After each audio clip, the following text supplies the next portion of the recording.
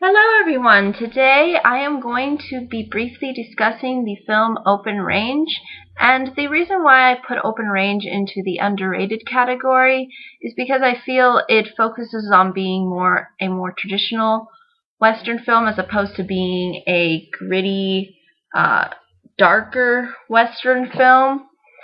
Uh, and I think that during the time, since this film in particular came out in the 2000s saw, I think, a little bit of a resurgence of the kind of Western film genre, but I think they were focused on trying to be a little bit more grittier, a little bit more bloodier, uh, focus in more on the ideas, I guess, of revenge, in particular films like Django Unchained, um,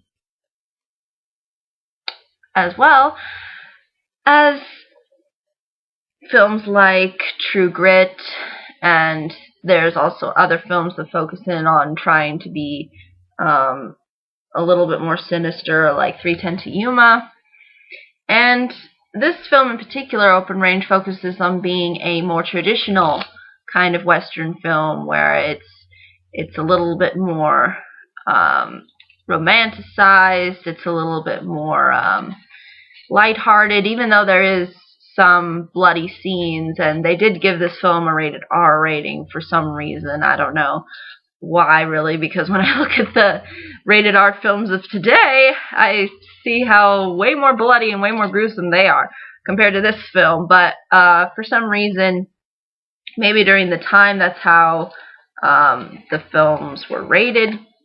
But overall, I think this film focuses on being a more traditional Western film, and I think moviegoers during this time were looking for maybe something a little bit more grittier, a little bit more darker, and a little bit different from the traditional Western formula, and I think as a result this made Open Range kind of underrated and put under the bus.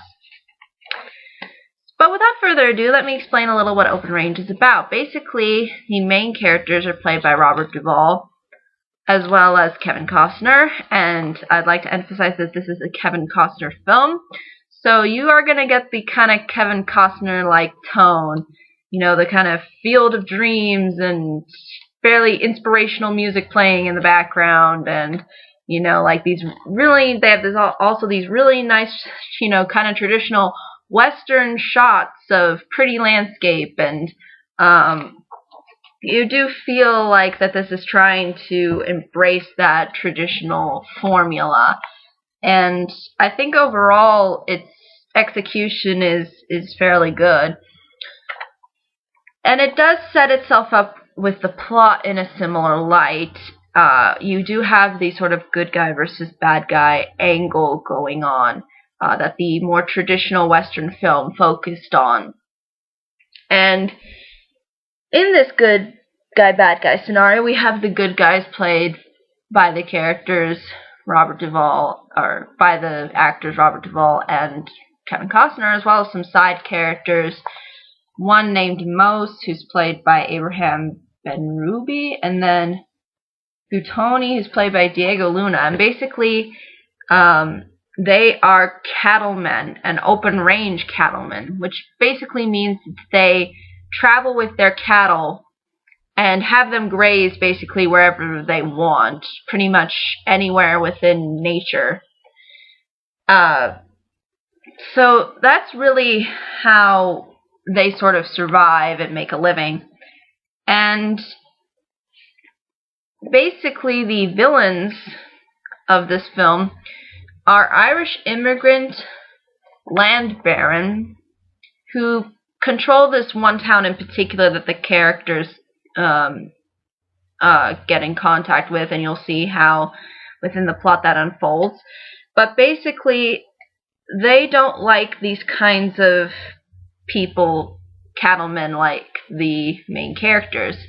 And the reason they don't like these characters can be summed up in one line, and this one, one of the main villains, he really sums it up just perfectly, I think, in just one line of why he doesn't like them. And He doesn't like them because they're moochers. They mooch off of the land that they come across, and he doesn't find that to be a noble trade, and he thinks that it's sort of chewing away other people's resources.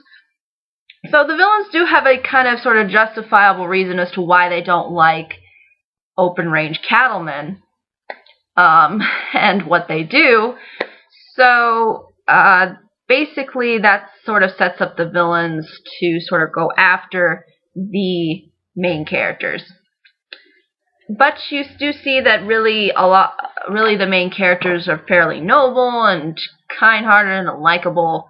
And ultimately they do make the villains a little bit sinister and a little bit more conniving. But again, there is sort of dimensions to them, and I think this really works and sort of further develops a little bit of the traditional Western film by at least having some justifiable reasons as to why these villains don't in particular like these kinds of cattlemen coming in. But really that's how the plot sort of sets itself up. I really don't want to give anything away because I know that ultimately that's really creating a spoiler within itself, because there's a lot of different plot points that end up happening that results in what ends up resulting, and you sort of see who lives and who dies and all that good stuff, and it's all revealed to you within the story, so I don't want to give any of that away. So it's, I think, definitely worthy of, I think, a recommendation.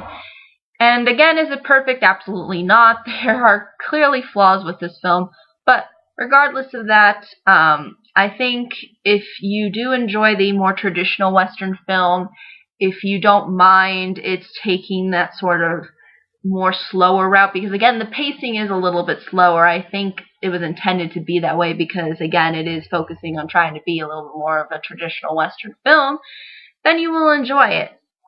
However, if you don't really care for the traditional Western film, you know, the kind of just kind of idealized, you know, tipping of the hat kind of Western film, you might not enjoy this one in particular.